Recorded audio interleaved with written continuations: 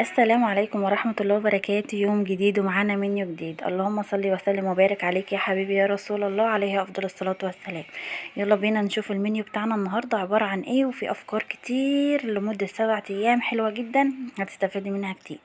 أول يوم في المنيو كده كان عندي كبدة اللي هي العصافيري، هي طبعا كبدة بلد أنا جايباها من عند الجزار، وقلت له قطعها لي تقطيعة الاسكندراني أو تقطيعة العصافيري اللي هي الصغيرة.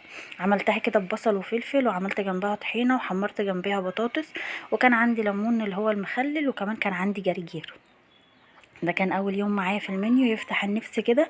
منيو فيه فعلا افكار كتيره جدا وكمان افكار اقتصاديه وحلوه هتنفعك طول الاسبوع وهتاخدي افكار منها. وانا نزلت قبل كده منيوهات كتير، وكل منيو بنزله كان مختلف عن التاني. ده كان اول يوم معانا في المنيو يفتح النفس فعلا. وانا بحب جدا الكبده، يعني انا من عشاق الكبده وبحب اكل الكبده يعني بانواعها، اللي هي الكبده البلدي، يعني اعملها بقى بالسمنه البلدي، احمرها اعملها كده اسكندراني زي ما انتوا شايفين. فده كان اول يوم معايا في المنيو. يلا بينا بقى نشوف تاني يوم في المنيو كان عبارة عن ايه. عملت كده مكرونة محمرة، كان عندي شوية شوربة. انا دايما بقول لكم في فيديوهاتي لما بيكون عندي اي شوربة، شوربة لحمة، شوربة فراخ، مادام الشوربة حلوة يعني انا عاملاها كويس، وطبعا بتبلها كويس وبيبقى ريحتها حلوة جدا، فاي شوية شوربة لو طبق صغير انا مش برميه، يا بشيله في التلاجة بينفع معايا في اي يوم، يا بحطه في الفريزر هينفع برضو معايا في اي حاجة. فعملنا كده شوية مكرونة محمرة طعمهم وريحتهم زي العسل، عملتهم كده بشوية الشوربة. وفي اليوم ده عملت معاها كانت كفتة رز، يعني قلت مادام عملنا كفتة نعمل حاجة بسيطة جنب الكفتة، فمش هعمل رز ولا حاجة. يعني انت ممكن تعملي جنبيها لو مش عاجباكي فكرة المكرونة المحمرة، ممكن انت تعملي جنب الكفتة برز، كفتة الرز رز بالشعرية. وقطعت كمان كده معاها حبايه بطاطس، فكانت الاكله مشبعه وحلوه جدا. وعدت اليوم، يعني قضت معايا اليوم كله، لان كفته الرز عارفين ان هي بترمي مع البطاطس، فالبطاطس بتاخد طعم الكفته، فبيكون طعمها حلو جدا. فده كان تاني يوم معايا في المنيو، برضو سهل وحلو واقتصادي ومش مكلف، ان هي ممكن لو حته لحمه صغيره تعملي بيها شويه كفته رز حلوين. فده كان تاني يوم معايا في المنيو. ما عملتش برضو معلقه، كان عندي برضو مخلل زيتون وليمون، حطيت المخلل كده جنب الاكل، وكان فضل ونعمه من ربنا. برضو كان يوم حلو جدا ويوم معدى والحمد لله. المكرونه المحمره حلوه جدا معاها كفته الرز. وده كان تاني يوم في المنيو، يعتبر برضو منيو يوم اقتصادي وحلو، وبرضو فيه كفته رز، يعني فيه لحوم وفيه بروتين، فالحمد لله على نعمه ربنا علينا. فده كان تاني يوم معانا. يلا نخش على تالت يوم وخد افكار، فعلا المنيو فيه افكار كتير حلوه جدا. تالت يوم معايا بقى عملت الرز المعمر اللي انتوا شايفينه ده في الفرن عادي، وعملت جنبيه فراخ مشويه. يعني انا عملت طاج صينيه الرز المعمر دي، شويه رز وعملتهم، وعملت كمان طبق سلطه حلو، وعملت معاها فراخ مشويه شويتها انا في الفرن. تبلتها بقى بطماطم وبصل، وعملت لها تتبيله حلوه من البابريكا والملح والفلفل الاسود والليمون، وحطيت عليها شويه خل، يعني تبلتها تتبيله الفراخ المشويه. وظبطت برضو طبق سلطه من اللي كان متوفر عندي في التلاجة، ومشيت اليوم في اليوم ده، وعملنا الفراخ المشويه. كانت حلوه جدا وطريقتها سهله وبسيطه مع الرز المعمر. وادي كمان كان تالت يوم في المنيو. تالت يوم فعلا يفتح النفس، وكان حلو جدا للناس اللي بتحب الرز المعمر. اعملي الرز المعمر بالطريقه دي، او استغليه في يوم يعني مع فراخ مشويه.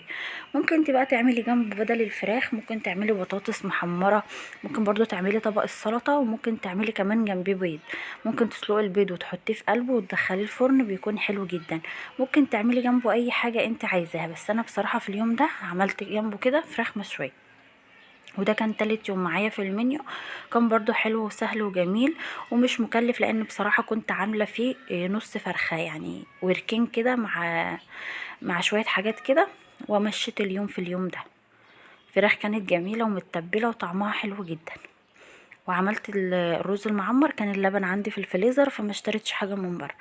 ومشيت اليوم، وده كان التالت يوم معايا في المنيو. يلا نخش على رابع يوم نشوف عملنا ايه. رابع يوم النهارده عملت صينيه جلاش باللحمه. هو كان برضو ربع كيلو لحمه كده، عملت بيه صينيه جلاش. وكانت اقتصاديه جدا لان انا ما زقتهاش لبن، انا زقيها شوربه. يعني انا كان عندي شوربه ومش بحب احط للجلاش بيض نهائي، فانا كان عندي شويه شوربه كده زي ما انا قلت لكم، بستغل الشوربه في اي حاجه وبشيلها في التلاجة بتنفع لاي حاجه. فعملت صينيه الجلاش الحلوه دي بالشوربه، وزقيتها بالشوربه، وما بحطلهاش بيض على الوش. طبخت في اليوم ده رز بالشعرية، وعملت بطاطس مكعبات، يعني عملت طبيخ بطاطس مكعبات. كان عندي كده برضو شوية شوربة، وكان فيهم حتة لحمة وماسورة، فقمت طبخة عليها، عملت بيها الرز، وعملت بيها إيه البطاطس المكعبات الطبيخ اللي انتوا شايفينها دي. وكان يوم برضو مشي ان هو كان فيه افكار حلوة، وزي ما انا قلت لكم المنيو فيه افكار جميله جدا، مش مكلف على فكره. لو تقولوا ان انا كل يوم بعمل لحوم وفراخ فالدنيا إيه مكلفه، لا ده هي كانت كل الحكايه ربع كيلو لحمه، وكان عندي ماسوره وحته لحمه زايدين في شويه شوربه، وطبخت عليهم يعني.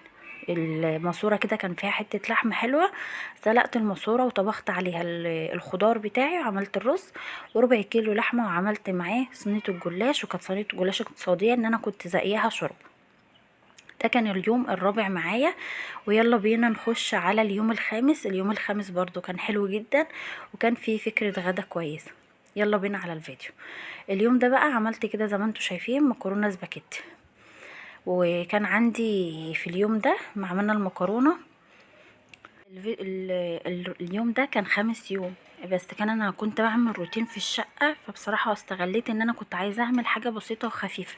يعني المنيو ده كان معظمه انا كنت بروق الشقة روتين المدارس، وكنت بظبط الدنيا، فكان كل يوم بيبقى عندي شغل في الشقة بتاعتي وكده، بعمل مهام يومية. فاليوم ده قلت هعمل كده مكرونة سباكيتي، ما كنتش عايزة برضو حاجة ان هي تاخد مني وقت. وكان عندي عيش مخبوز كده، وعملت مكرونة سباكيتي، وبرضو عملت كبدة. بس عملت كبده بطريقه مختلفه، زي ما انا قلت لكم انا بحب الكبده البلدي جدا وبحب انوع فيها. عملتها لكم في المنيو في الاول زي الاسكندراني كده، انما المنيو ده شوحتها كده بسمنه بلدي، يعني حطيت حته سمنه بلدي حلوه، ونزلت بالكبده شوحتها مع ملح وفلفل وعصره ليمونه بس. كانت الكبده طعمها جميل جدا جدا، يعني انا بحبها كده كمان عن ان انا ممكن اعملها زي الاسكندراني، بيكون طعمها حلوه، والكبده البلدي مع السمنه البلدي بتحس بطعمها. اليوم بقى السادس ده زي ما انتوا شايفين معنى تحبيشة الاكل دي يبقى كشري اصفر. انا ممكن كل اسبوع او كل 10 ايام اعمل اكلة كشري اصفر، احبش اكلة كشري اصفر كده، احنا بنحبها وبناكل فيها. عملت كده سلطة بالثوم، وعملت كده بطاطس مسلوقة وحمرتها، وعملت اللي هي المسقعة الخفيفة دي، وده حرجنا بيض. وده كان منيو سادس يوم. الاكله دي حلوه جدا وكلنا بنحبها، وزي ما انا قلت لكم بعملها ممكن كل 10 ايام مره، كل اسبوع مره، علشان احنا بنحب ناكلها. فده كان سادس يوم معانا في المنيو، كان حلو جدا. والكشري بيبقى حلو برضو، اكله مشبعه وفيها بروتين، وطعمها بيكون حلو جدا، ومش بتاخد اي وقت يعني. فبتكون تجهيزها سهل، يعني ان احنا بنسلق البطاطس وبنسلق معاها البيض، وبعد كده بنبدا ان احنا نجهز العدس مع الرز، بتجهزي البتنجان بتاعتك والسلطه. وفعلا اكله مشبعه واكله حلوه جدا، وبتاكلي فيها كتير لان التحابيش بتاعتها كتيره، يعني فيها حاجات كتير تشجعك ان انت تاكلي، لما تاخدي معلقه من هنا على هنا. والسلطه ام توم دي بتفتح النفس جدا، وتحط عليها شويه خل وملح وكمون، وتعصر عليها سنه ليمون كده. فعلا من الاكلات الحلوه المشبعه اللي تفتح النفس. ويعني ايه برضو مش مكلفة، يعني هي ممكن الحاجة الغالية اللي فيها اللي هي البروتين اللي هو البيض، بس فعلا اكلة كاملة من كل حاجة، وفيها حاجات كتير تخلي عينك كده تاكل وتشبع. فده كان معايا سادس يوم، ولسه كده مبقاش معايا غير يوم واحد، وده كان المنيو بتاعي. فيلا بينا. كان عندي برضو ربع كيلو من اللحمة، عملته كده تبلته بملح وفلفل وبشرت عليه بصل بس، وجبت كده حبايتين من البطاطس مع قرن فلفل وقطيتين، وعملنا صينية بطاطس، وحطينا عليها كده الكرات اللحمة زي ما انتوا شايفين. وعملت جنبيها شوية رز بالشعرية، سويتها الاول على البوتاجاز من فوق، وبعد كده دخلتها الشوايه خدت وش، كان طعمها حلو وما كانتش مكلفه. المنيو بتاعي كله على قد الايد، لسبب ان هو عباره عن مثلا ربع كيلو لحمه، نص فرخه، ربع كيلو لحمه عملنا بيه صينيه جلاش. ففعلا المنيو كان اقتصادي جدا، ماهوش مكلف. لا تقولوا ان انا كل يوم بعمل لحمه وفراخ، بس فعلا المنيو حلو. ان شاء الله هعمل لكم منيو من غير لحوم وفراخ خالص باذن الله، برضو يكون منيو اقتصادي جدا. المنيو ده برضو على قد الايد وعلى قد الميزانيه، مش مكلف قوي. ان هو يعني قولي مثلا نص كيلو لحمه مع نص فرخه مع مثلا كيلو كبده، مشيت الاسبوع كله. ده المنيو بتاعي، اتمنى ان هو يعجبكم. لو عندكم برضو افكار انتوا عرفوها لي، وان شاء الله هعمل لكم منيو اقتصادي جدا من غير لحوم ولا فراخ خالص.